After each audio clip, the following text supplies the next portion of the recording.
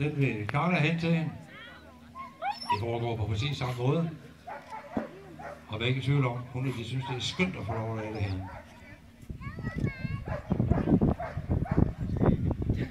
Vi tjekker lige, om der er noget spændende. Det var der ikke.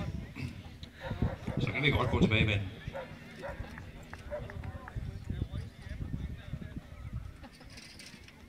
Og det var Karla. Rigtig side, og det kan være til, det gør det vel helt af sig selv, når Eva Marie, hun begynder at køre.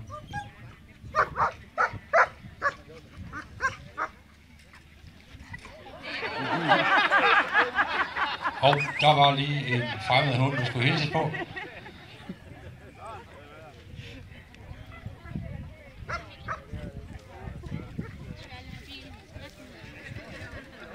Heldigvis så er Morten bedste.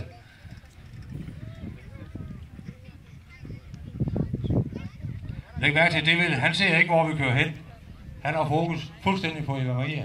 Undtagen, når der er små hunde til stede. Skal vi give dem en hånd, og det vil op på plads på sin venstre side mod kommando. Det gik helt af sig selv. Det er jo så meget sådan, at når Lucas han ser, der sker noget derude foran, og figuranten bevæger sig og hopper lidt, så tæller han.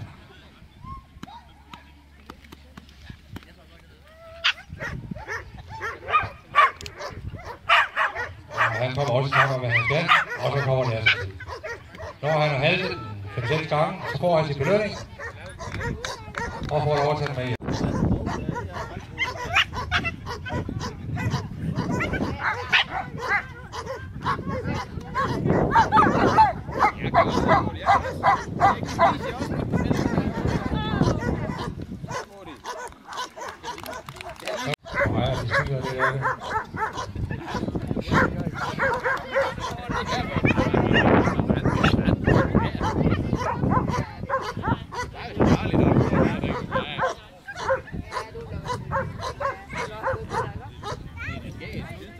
Det var Karla.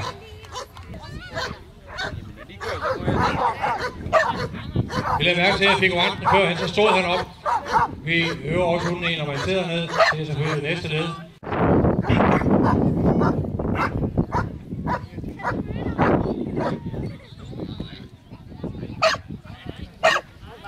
Og vi hørte også på sin belønning. Denne øvelse her er jo en del af det øvelsesprogram, vi kører for at træne hunden op til det, de endelig skal. Eksempelvis ud at finde eftersøgte personer. Det kan være folk, som er blevet væk. Eller det kan også være kriminelle. Vise, at hun har fundet.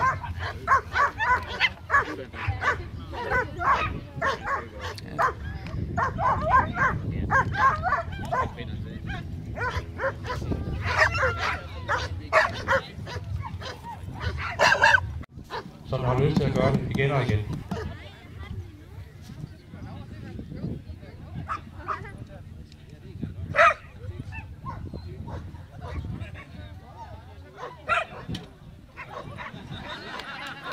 Og der er ikke nogen tvivl om, at glæden ved at få bold, den overstiger alt. Hunde i Politiforeningen, der har vi her sat en jakke, og man kunne godt forestille, at det var en jakke, der blev blive væk ud i skov, som hunden skal finde og markere på.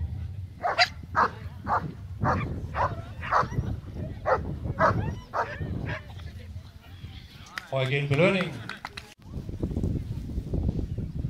Og præmien, det er selvfølgelig, at hun får lov at beholde skænden og tage det med. Og hun er klar på den. Hun har prøvet ganske få gange. Den stolthed ved at vælge at tage det med, den er stor.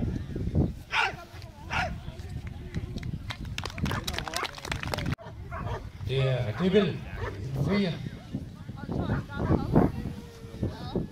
Og typisk er det sådan, når hunden skal bide, så glemmer de små hunde derude i kanten af området.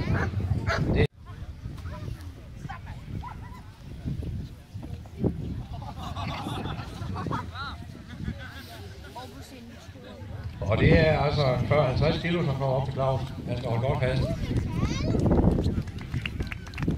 Det hedder i 1, hvor hunden skal op og tage en mand, der løber efter advarsel.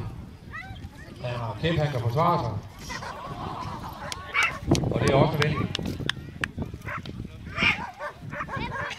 Og det spot, at hunden den får her, det er kun til at gøre ham endnu mere glad og få spænding til at fungere endnu mere. Nu overtager Louise, kommando.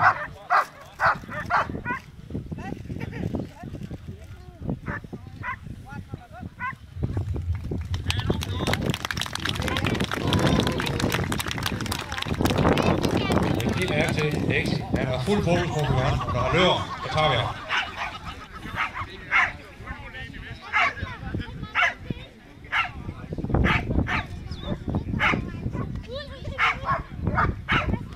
Skal vi give dem en hånd? Det her det er ikke noget, man bare lige gør.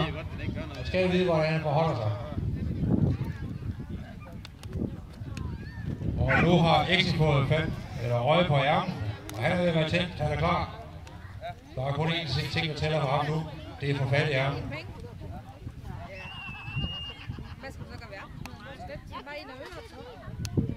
Nu ved jeg ikke, om det virker som om mange her kender Tom. Kan han klare de her 40 kilo, der kommer over noget væk? Vi er ikke et øjeblik i tvivl om, Exi han kan sagtens klare det.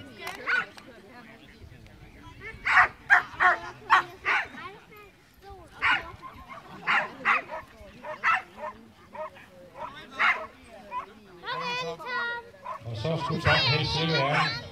Hvis ikke han får det, så bliver det først alvorligt. Skal vi give Tom en hånd?